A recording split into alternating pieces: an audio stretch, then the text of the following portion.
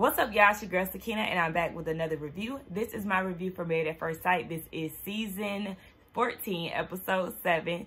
So let's go ahead and get into it. Actually not. Let's talk about some things. Obviously, I'm late with this review, and I do apologize about that. But y'all just gonna have to bear with me because I'm very sleep deprived, and my tiredness is really starting to take a toll on me. So that is the reason why a lot of reviews are coming out slow. I know I'm 2 episodes behind on Growing Up Hip Hop. I haven't even watched the episodes to see what it gives.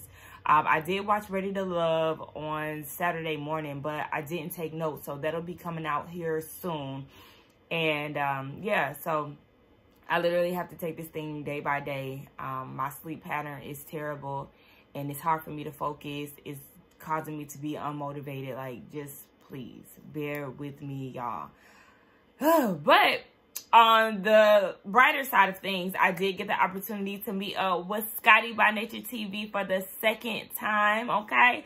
So shout out to Scotty. I finally got to meet Josiah in person. I got to meet Maddie. I got to see Jamie. That's me again. Shout out to her. She just reached 20K on her channel. Y'all go follow her and anybody else that I mentioned in this video. Make sure that y'all go and support their channels, because as Black content creators, we need the love and support from the audience, okay? Y'all make us the reason why we are who we are, okay?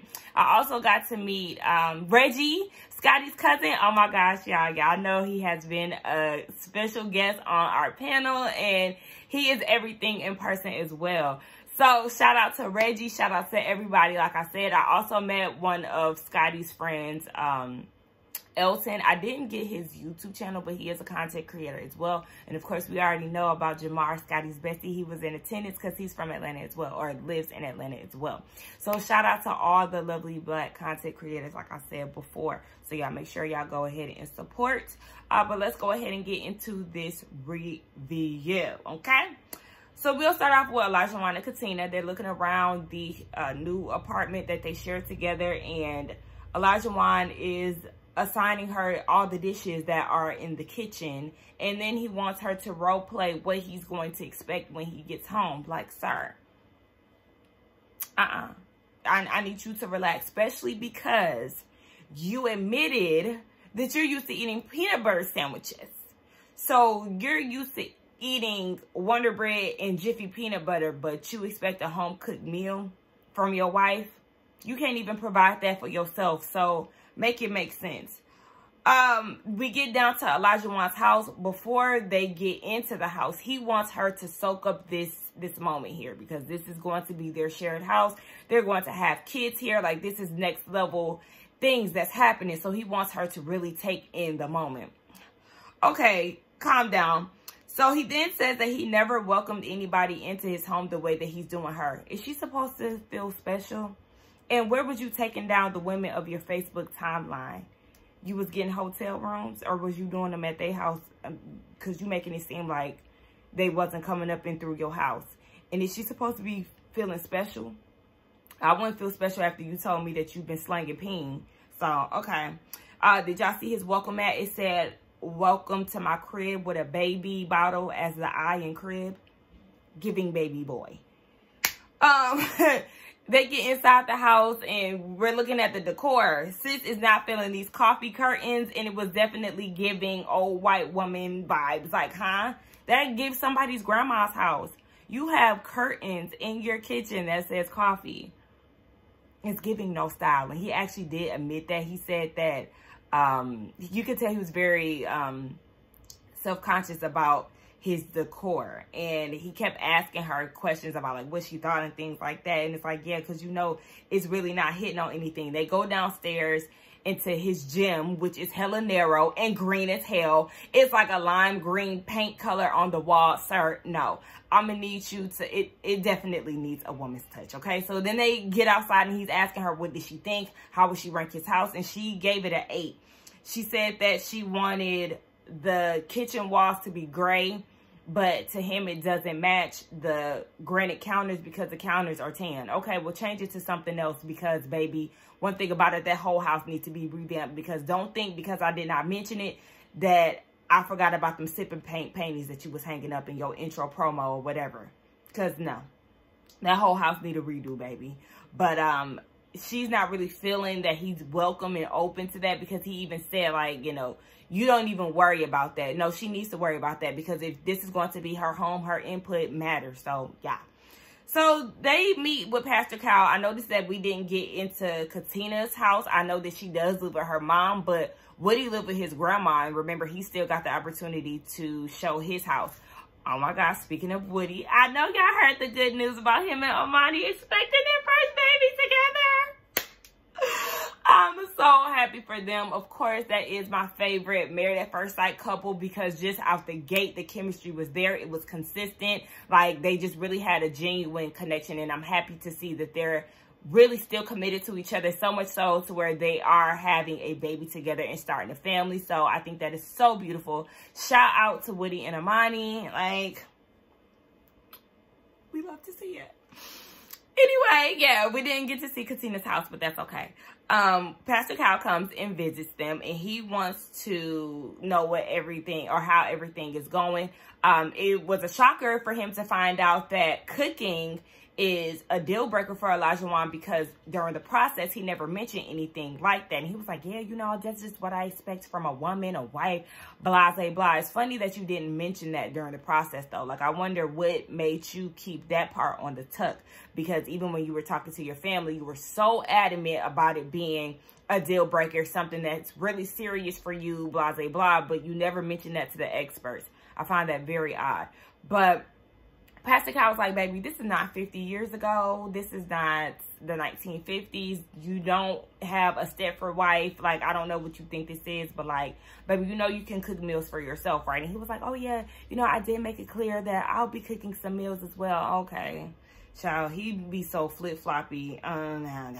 So, Pastor Cal asked Katina if she thinks her opinion matters in the relationship, and she did say yes, because Pastor Cal brought up the fact that he didn't like how Olajuwon was speaking to her when she was nervous during the horseback ride. Like, he was not here for any of that type of behavior.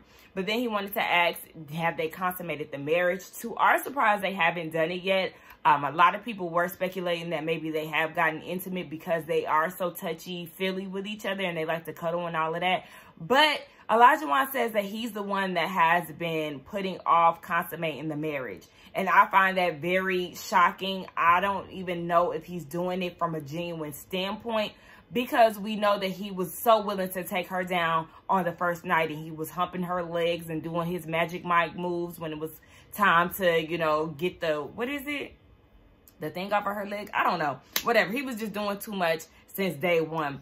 And she does feel that sometimes he's not sexually attracted to her. And Pastor Cal was like, look, baby, y'all need to go ahead and get it in, okay? I mean, don't listen to me. What do I know? But if y'all want to smash, go ahead and smash. So, Olajuwon sounds like he has gotten the green light from the person he needed to hear it from. So now he's ready to get down and dirty with his wife. But okay, like I said, I just don't believe that he has been the one who has been holding back. But okay, that's what they say, so we're gonna go with it. Moving on to Noy and Steve. They're in the shared apartment, and Noy is nervous because she doesn't know how they would get along living together. And they already have issues from the gate, because they get into the conversation of Noy and her dog. She said that her dog likes to sleep in the bed with them, but Steve is not really on board with this. He's like, okay, well, can't he have a, you know, a bed next to ours? And she's not taking that for an answer. And it really started to bug me, because I'm a dog person. And when my dog was a puppy, she would sleep with me. But the moment she started shedding and stuff, oh, baby, you got to get out of here. Like, I'm not about to have dog hair in my bed. Like, no. I allowed it when she was a baby. Baby, you old now, so, or older now, so you can have your own bed. I have her bed next to mine, and it just is what it is. But, like, everybody is not like that. So, for her to just think that her dog is supposed to sleep in the bed with her, that just kind of, that rubbed me the wrong way, because you're being selfish. So, we get to Noy's house, and I found it very odd or funny that her dog has 3 beds in her little space, but you don't want to let him sleep in his own bed in y'all shared apartment. Why does he have 3 beds in your apartment? Okay. Steve obviously isn't a dog person. I do find this shocking because usually, you know, backpackers and people who like to do road trips like that, just, you know, living off the grid type of situations, they usually like to have a companion, you know, a dog, and they do things with the dog and all of that. So I thought that was very interesting. But, you know, I can't make assumptions like that. He don't like dogs. So we get down to Steve's house, and everything was so close together. That was like my first impression. When they started panning the camera around his house, I noticed that the bed was like right there as soon as you walk in. And then I noticed that the toilet and the toilet and the sink were like this close to each other. I'm like, damn, I mean, you turn around, your knee is liable to hit the cabinet from the sink. Like, it was just really close. It's giving very tight spaced. So he's very impressed with his LED lights. Like, he's very excited to show Noi what the light show looks like. He has them in his room and he has them in the living room. And I need people to understand, for me, I shouldn't even say I need people to understand, but just for my personal taste, I don't like those LED lights. Like, baby, I don't need a red light special. I mean, I feel like that would be the only light that I would use if things get a little spicy, you know. But really, I don't like them. I don't even like them behind the TV. Like, you know, people do that now. They put them behind the TV, so when they watching, like, it's just way too much. It's not my thing. And then he even took it to the point of saying, so I was thinking one or two things, right? So we can probably have the lights in every room in the shared apartment, or maybe we can just do the bedroom, the living room. No, how about we not take them anywhere? Let's just leave them where they are, because at the end of the day, those lights are ugly as hell. Like, So, Pastor Cal comes and visits them. And they did admit that they had a lot in common. They hit the ground running. Like, it was just up for them. And then they get into the conversation of children. Now, Noi wants 3 kids. Steve wants 2. And Noi is dead set on having 3 children, whereas Steve is like, I just want to play it by ear. Just do what we can. You know, there's situations that may not allow us to have that many kids. I've even worked with special needs children, and I know that that's a lot of demanding work. So, you know, that may take up the work of 3 kids instead of 2, you know. So, she said that she doesn't want to compromise on having 3 children. And the main reason why she doesn't want to compromise is because that's how her family is. Like, her family image is a lot of people having 3 kids. 3 kids, 3 kids. Like, aunts, uncles, everybody is having 3 kids. But do you know how foolish you sound, Noi? And this is what really makes me upset with her, because it is kind of like she lives in La La Land sometimes, because she is this, you know, optimistic person, this hopeless romantic. And don't get me wrong, because I'm a Pisces. We're daydreamers, baby. We will drift off into something else just to get out of reality. Like, I literally do that all the time. But you also have to be realistic. So, girl, okay. They get into finances, and she says that she is scared about the financial situation because of her upbringing. We know that she was raised in a refugee camp, and they really didn't have much. And she said that she doesn't want her kids to worry about money. Okay, so then this also just goes back to the children topic. So you don't want your kids to worry about money, but you would think that you would do what you can with the situation at hand. Like, you are set on 3 kids, but you don't know if you'll be able to handle that financially, because look at y'all spaces. Noi, you live in a very small area. Like, literally everything is right there. So do you think that you can have a kid in that situation? Steve's house didn't look that big, and I don't know if Boston is just an expensive place, or if that's just what y'all's pockets will allow. But obviously, y'all are doing what y'all can do. Do you really think that y'all can have kids just based off of the way you two live separately? Y'all join forces, do you think that y'all would be able to have 3 kids? Like, I don't know. I'm just looking at her like, girl, okay. The price of living obviously is not cheap. So sis, I'm gonna need you to try to compromise. And I feel like having 2 kids, if you want 3, he wants 2. 2 is a great compromise. Anyway, he does want to assure her that, you know, he has money coming in from doing web design, from doing photography. Like, money is not the issue for him. He can always find ways to make money. But she does just share that she was very scared about that. Now, in his confessional, he was saying that he does want to make her feel secure. He is working on a plan of getting a full-time job. But the thing is, working a full-time job is not going to allow him to dream or create.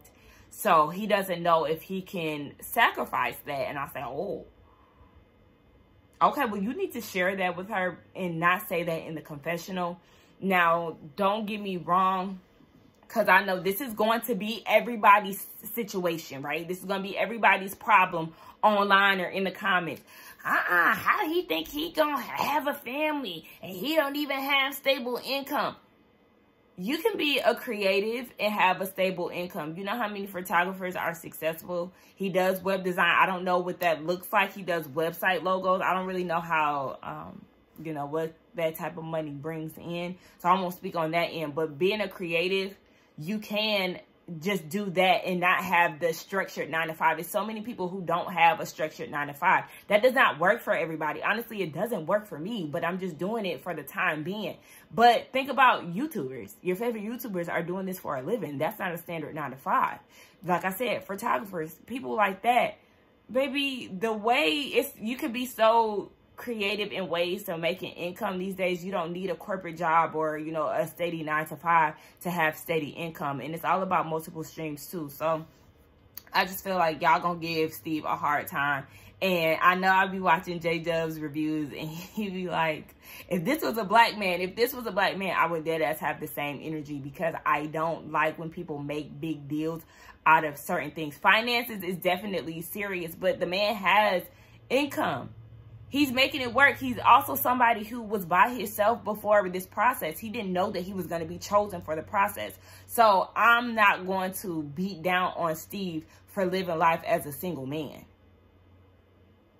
who doesn't want to work a 9-to-5. Like, it just is what it is. So let's move on to Jasmina and Michael. Shout out to J-Dub. Hey, J-Dub. Y'all make sure y'all go subscribe and be in the comments, okay? Anyway, let's go to Jasmina and Michael. Jasmina, they start talking about living with different sex. And Jasmina says that her roommate is actually a guy, so she's not nervous about that. And I said, well, the thing is, you're not romantic with your roommate from the sounds of it. So, you know, being with somebody that you're in a relationship with, it is going to be different from living with somebody that you're just not into like that. But he said that he had never lived with a woman. Keep that in mind, okay? Keep that in mind. He said that he never lived with a woman. Okay. So she then says that she's not staying in the apartment because she has to find the dog a new daycare.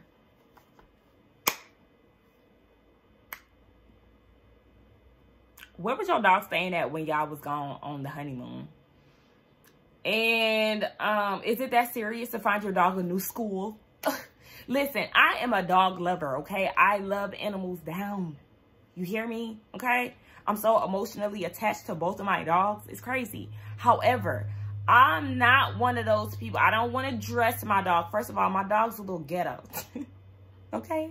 I got a little dog, but she not one of them little dogs, okay? She don't want to be put in bows and she don't want to be dressed and sweated. Nah, bro, we not doing none of that. She not about to be in a stroller, because the moment she get in a stroller, baby, she's gonna jump right out.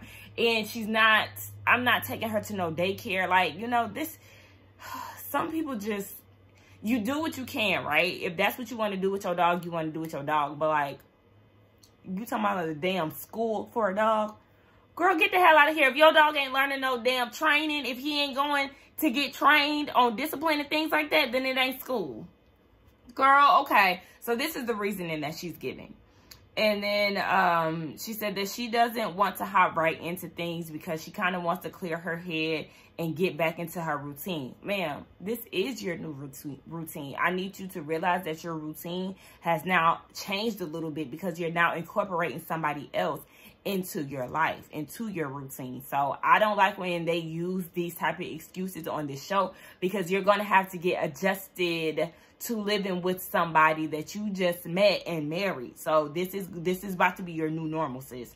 So Michael doesn't think that this is a good idea, and he doesn't want this to become a habit of her, you know, running to her apartment if things isn't right, blah, blah, blah.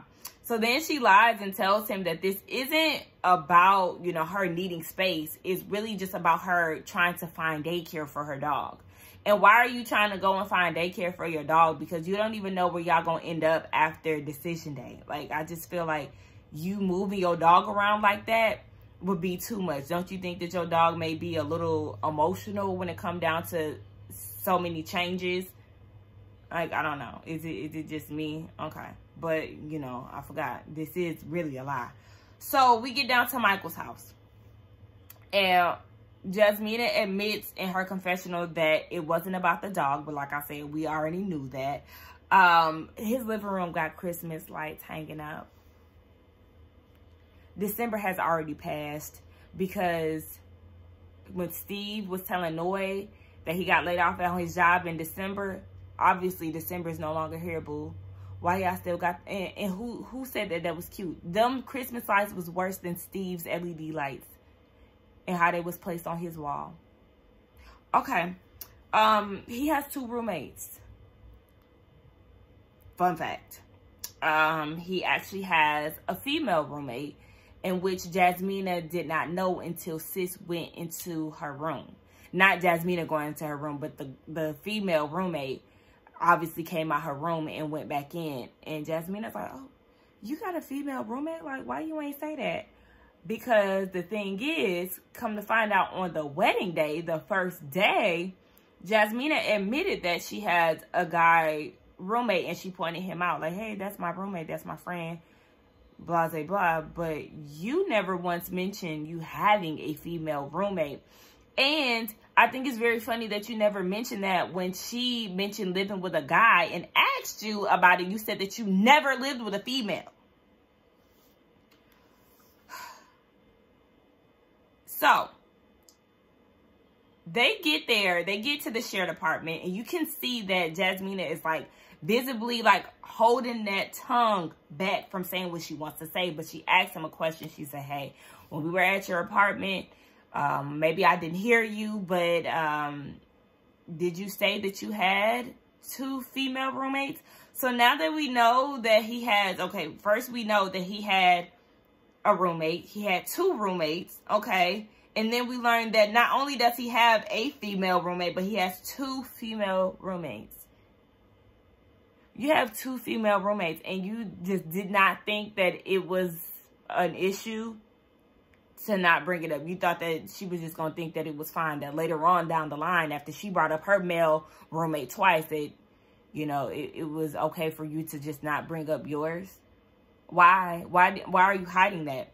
So then he said that it would have come up when it came up. But my nigga, you had two opportunities. Wedding day, and when you asked the question, because let's not forget, he's the one that asked her, are you nervous with living with a guy? And that's why she said, no, because I have a male roommate. So when she mentioned that you never thought that it would be a good idea to bring up your 2 female roommates, what do you have to hide? So she said that she's bothered because he didn't think that it was important to mention. And Michael said, what does that mean? It's not like I was hiding something. Yes, you were, because you didn't bring it up. So it's going to give me the idea that you are hiding something. And with you not bringing them up, it's going to make me feel like you had sex with one of them. You had some type of sexual relationship with one of them. Because why else? Huh? Was your roommates at your dinner? How close are you with your roommates? And for it to be 3 y'all picked an ugly ass apartment. Because what? The apartment was ugly as hell. And it did not give woman's touch. It's giving y'all found each other on some type of forum. And y'all just decided to move in together. I don't know. But it's real sketchy, and it's just like, otherwise, why are you hiding it if y'all didn't have any type of sexual relationship? Because that's where my mind is going. But she tells him that he's not making sense, and he's definitely not. You sound dumb as hell. And at this point, Michael, I'm not featuring you whatsoever. So Pastor Cal comes and visits them. He's asking how everything is going. Jasmina said, that's enough to know that shit is just not going the way that it's supposed to go. So he wants to know what the problem is. And Jasmina is like, baby, his tone of voice, his delivery, he's aggressive, he's disrespectful. She can't deal with any of that. She will not tolerate any of it either. And a lot of it is going down off camera. So he denies yelling at her. And he did say that he does come off a bit condescending, and his tone can be a little off. Okay, so that makes me feel like it's not hard to believe her when she says that you're aggressive, you're disrespectful, and all these things, especially when your family has admitted to you behaving this way as well. So yeah, I believe everything that Jasmina is saying. So Pastor Cal is asking her, is she willing to forgive and move past it? And she said, yeah. And he said, well, when Michael is coming at you disrespectfully or his tone is off, look at him and say, I'm not your enemy. And when you hear that, Michael, then you peel back and you cut that shit out. So I'm just like, that's all you got for them? Because really, why we didn't dive into him lying about his roommate? Because Jasmina did bring that up, but Pastor Kyle didn't touch on that. I would have loved to hear his perspective on that, because one thing about it, Michael is a liar. He lies unnecessarily and is getting the questions going in the head. Like, no, we ain't seeing it for him. Baby, I tried to see it for them. I'm not seeing it for them together. Like, I wouldn't be mad if they decided to part ways on decision day, because if he gonna lie about his roommate situation, imagine what else he'll lie about. Girl, go ahead and move on. So, moving on to MTS and Lindsay.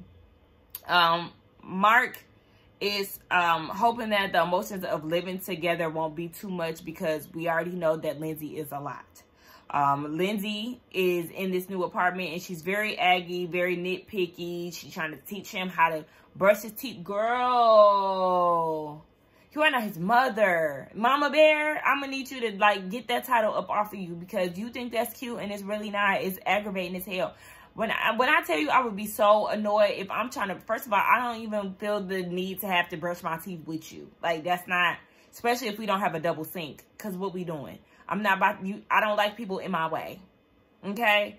And you doing that to me first thing in the morning, because that's the first thing I do when I wake up. You think I'm going to be annoyed by you trying to teach me how to brush my teeth? So they get down to Mark's apartment. They got their hazmat suits on. They mask down. It's time to go ahead and go up against these bed bugs. Lindsay is trying to dictate what he should keep and what he could not keep in his apartment. Excuse me?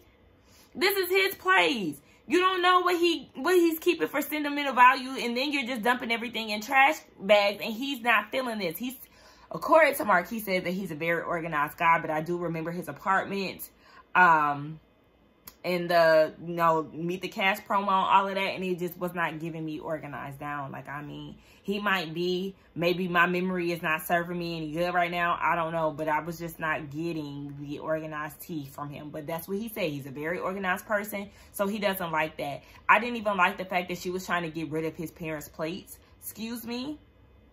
Does it bring joy into your life? Yes, bitch, it's from my parents. Please, I'm gonna need you to pipe down, because this is not your space to be trying to dictate so hard. Like, I just don't like that. Now, granted, there's some things that I feel like my mama and my stepdad can get rid of. Like, for real. I know there's an angel that my mom decided to keep because it was my great-grandma's. But sis, the arms are broken. My stepdad is this old-ass rocking chair that he keeps in the garage. And I'm just like, my nigga, what are you doing with that? Like, you know, people keep things for sentimental reasons. But, baby, I just rather you keep it somewhere where it's not seen. Especially if it's not going with what's going on in the house. Like, let's just let's just put this in the attic. Let's put this in the shed. Like, let's just, because, I mean, you're really not doing nothing with it. It's not functional. Like, it's not even a part of any type of decor. So, what are we doing here? Like, I just don't, I get the reason why people keep sentimental things. I get it. But, like I said, if it's not functional, baby, let's put it in the storage, boo. So, I don't really like to hang on to things. But then again, you know, I don't really have, I think the greatest loss that I've experienced is my granny. I have her ashes. I don't have anything else of hers. Like, my other cousins have her hats and things because she was, like, you know, a church hat wearing lady and things. So my cousins have that. But I could just be speaking because I don't really have anything too sentimental from somebody that I've lost, or just somebody who's just a part of my life. So you know, maybe I could be speaking out of term a little bit. But what are we talking about? Yeah, so we get down to Lindsay's house. And I said it has a lot of personality. It does. It has a lot of personality. But I could see it being very cluttered. And I was shocked for such a nitpicky person like her, who has so much to say about a lot of things. I thought that her house would come a little harder than what it gave. But it has character, so I could appreciate that. She's a plant lady, and that's really her thing. She shows him a pot squat, which is just like a little thing to rest your legs on when you use in the bathroom. Because I don't know if a lot of y'all do know, but I was familiar with what she's talking about. When your legs are elevated, it is easier for you to go number 2 in the bathroom. So, you know, ladies, if y'all ever coming home, or even gents, if y'all coming home and y'all got heels on and your stomach bubbling, take that opportunity, because, you know, you got a little bit more height on you. So, I just think it was weird that she, like, introduced him to the stool. But she's showing him squat pots and his flowers, and I just feel like in her space they're gonna be on top of each other because everything is right there. Like, everything is right there. I'm catching this pattern on some of these apartments now. And Mark keeps making comments like, this is your house. Wow, this is your house. And she's taking offense to this because she's like, what does he mean by that? In her confessional, she was like, because I just left an infested, dilapidated apartment, so I hope he ain't judging me. I said, oh, child. Lindsay, girl. I don't think he was saying it like that. I just think he was just so shocked at how much your house matches you. It's a lot, okay? I think that's what he was trying to get at. But I said, well, child. Anyway, Mark is stressed because the house is so small. And he said that it's a no for him. I said, oh, well, I hope that you looking for somewhere else to live in the meantime while y'all in this shared space, because you got a whole lot to say, honey. And was your house that much bigger? That's what I want to know, because it wasn't giving mansion vibes. But anyway, we see Lindsay on a personal cam, and she's saying that Mark is very stressed. His landlord is still hounding him. And she said that he's getting very hot and cold off camera and is driving her insane. So later on, she tells him that his demeanor has changed and she's seeing red flags. And he's like, hold on, girl, because I'm seeing red flags in you too. But the thing is, it's a little too early. So he's trying to, you know, pace it out and see what it gives. So she gets upset. And she was like, you know what, I just want to talk to Pastor Cal. Like, he's frustrating her. And she just needs a moment before she goes off on him. So they kind of go back and forth on who needs to leave the room. He ends up leaving the room and checking on the cats. They are there with their 5 cats. He did mention that he was worried about the cat's interaction because her cat's hiss and his doesn't. Baby, y'all cats gonna be all right. Anyway, Pastor Kyle gets there. And Lindsay is out on the balcony and she's meditating. When he calls her into the house, she says, welcome to my house. That's not your house, boo. I don't even know how you can get too comfortable to say that, because this is a shared space with you and Mark. This is not your apartment. This is y'all's apartment. So I caught that little jab there. I'm peeping certain shit that she says. It's kind of like, bitch, don't get cute. So Mark said that he gets turned off by her condescending ways, and I'm sure he is making reference to her saying that little jab, welcome to my house. She said that she did love how open they were on day one. She thinks that he's not really processing everything that he's going through, because they started off hot and steamy, you know, they was intimate, having sex and things, and now it's to the point where he's not affectionate. He won't even hold her hand. He has checked out mentally. That's what it is, girl. So she said that it went from all of nothing. I don't know if I got that right, but whatever. She wants him to really work on them, and she's saying this, and she's frustrated. She's crying. She's like, baby, you didn't change on me, okay? You changed. You got on camera and changed. You got on show and you changed. It wasn't the same. Shout out to Keisha Cole. In a way it is. But Pastor Kyle, he peeps that Mark is afraid to respond to her. And Mark admitted, like, yeah, because I don't know how she's going to respond. I don't know her like that. And when I'm meeting people for the first time, or, you know, in a new setting, he just doesn't speak his mind. So he did say that at the wedding, she was a lot. And he even said that in his confessional at the wedding. He said that the plane ride showed a different side of her that he did not like. And I understand, because if you're not a confrontational person, if you don't like to be in uncomfortable situations, and you see somebody poking at somebody that they just met, that is a lot to take in. So I totally understand where he's coming from. And he said that he does have to go slow. So he said that the sex is great, but when he's not himself, then he has to step back a little bit. And he's just not himself. And he's saying this and he's crying. And I just felt like he was being so genuine in this moment. It's like you're really taking him out of his element, and it's crazy. You can tell that he's just carrying a lot, especially with like the process of Married at First Sight and then his living situation. He going through a lot. He might even be going through a lot because he is the caretaker of his family members. So he said too much affection does push him away. And he just feels like he can't even be in his own skin. He's not in his own skin because she's just that hovering. And he said that she pokes at him at some points. So then Pastor Kyle is asking, how does it make her feel when he says that he's scared to express himself? So then this little asshole goes and says she feels like she never gave him a reason to feel that way. And she said that she has to define the bullshit because it was just a run-on sentence. And Pastor Kyle was like, hold on, wait. This, I see exactly what he's talking about. Like, girl, you starting to stress him out and you just doing way too much. I feel like that was so insensitive for her to say. She's retaliating because she's hearing things that she doesn't want to hear.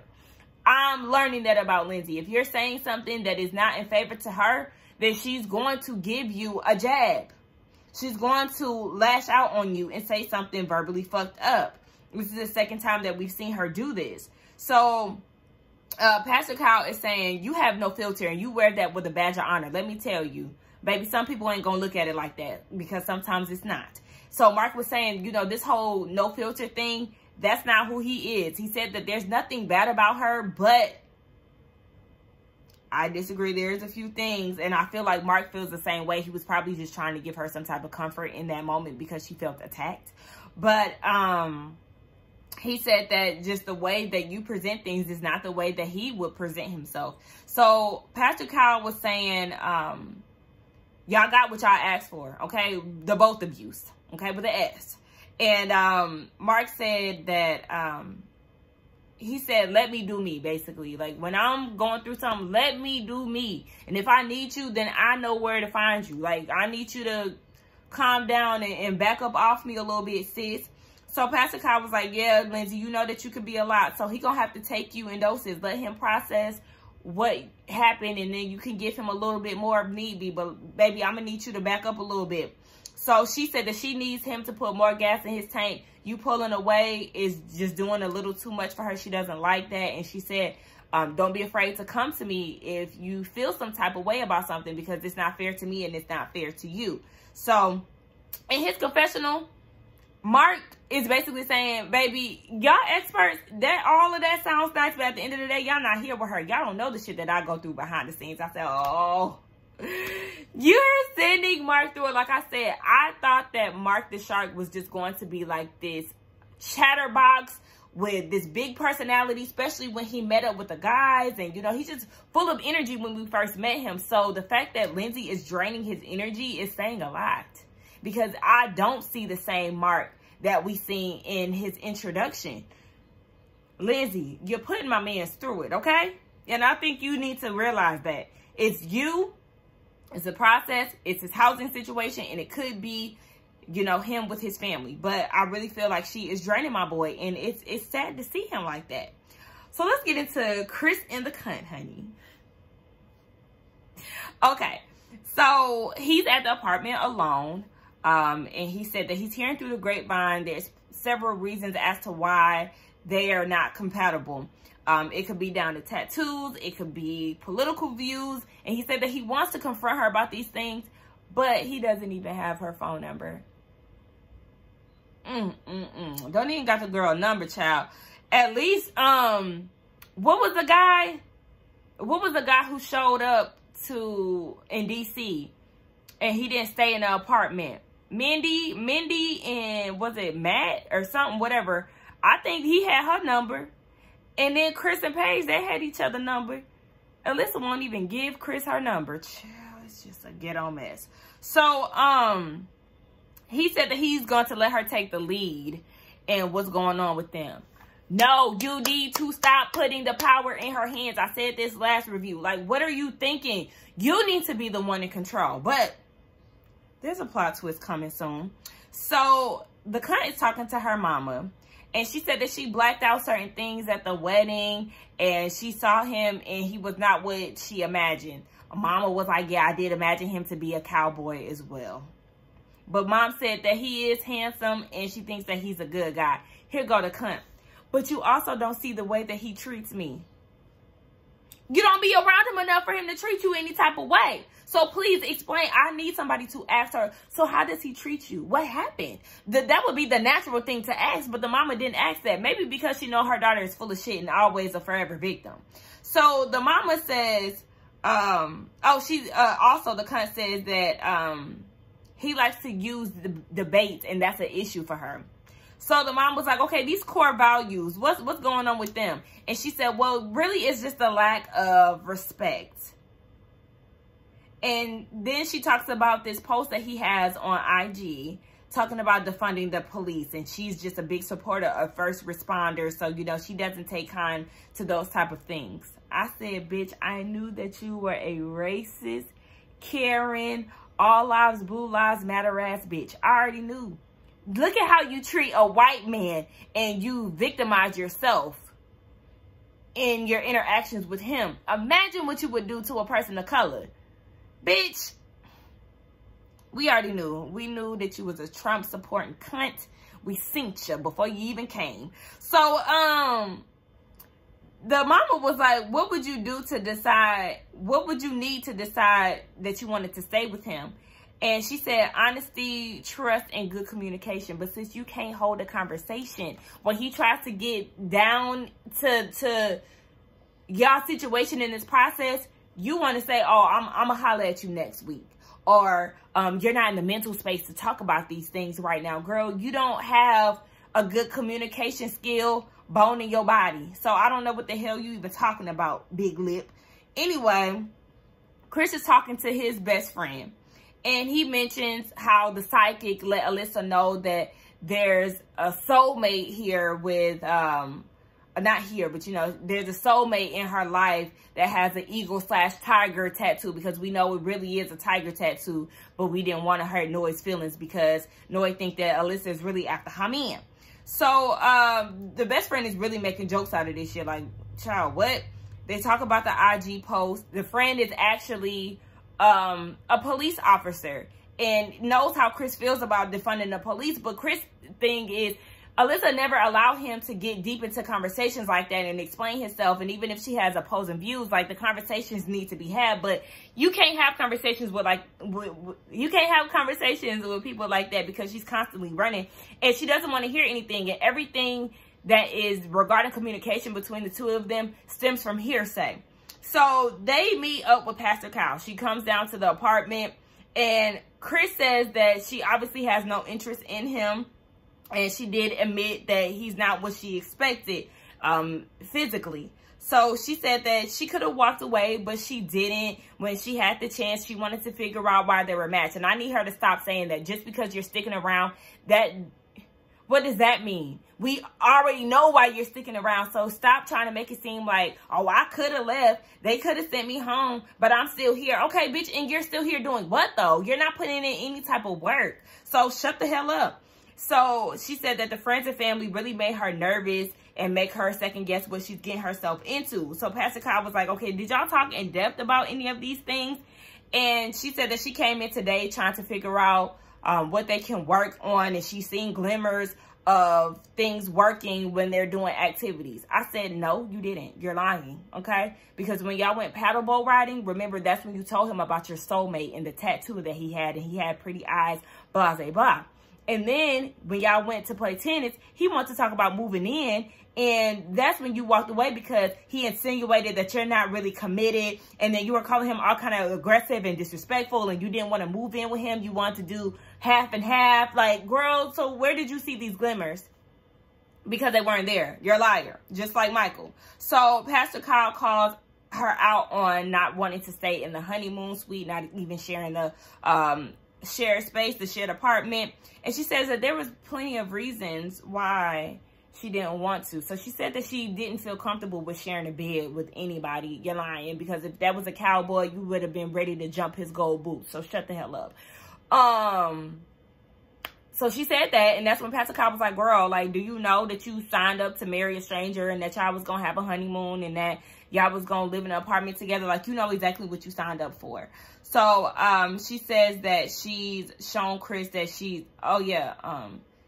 Pastor Kyle was saying that you already showed Chris that you don't even want him around. So then she gets more into the reasons why she doesn't want to move in with him. She said, one, because they have 2 big dogs. He has a husky. I said, a husky? Baby, does this picture look like a husky to you? That look like a pit bull. It don't even look like it's mixed with husky. So where is you? Lying.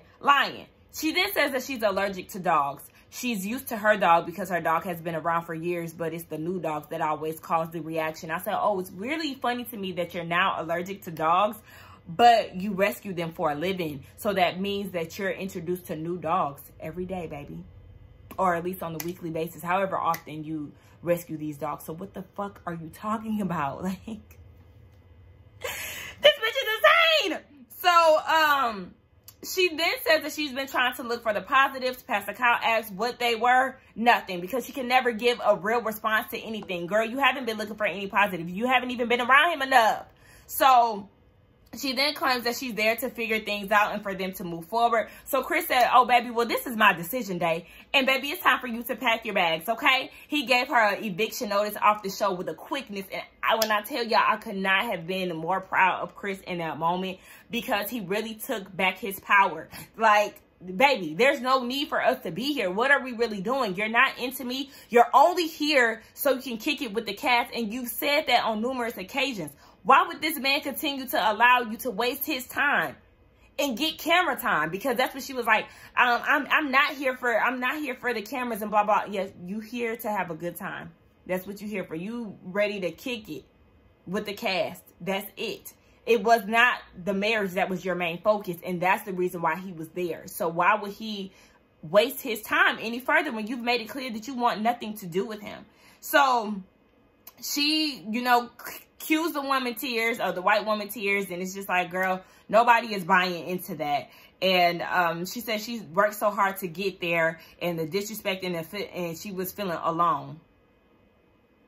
Okay, again, you're not a victim. And Pastor Kyle wants Chris to speak his mind, and he just said that it went from taking it slow to, just not being not wanting to be chased.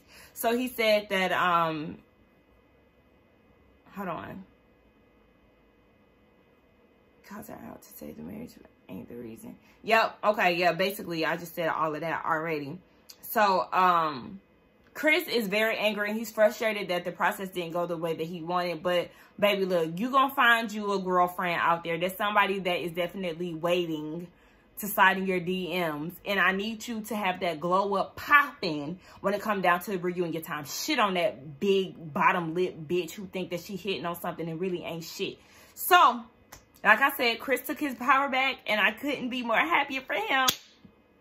I also respect him even more because he is for the people, honey. He is all team defunding the police and whatnot. It's like, okay, let me find out you was for the people. We love to see it. So anyway, that was pretty much it, y'all. That was my review on Married at First Sight. Let's get down in the comments and talk. Y'all, don't forget to like, comment, and subscribe. I done made this review to 50 damn minutes. Okay, anyway, yeah, don't forget to like, comment, subscribe to my channel, and I will see y'all in the next one. Bye.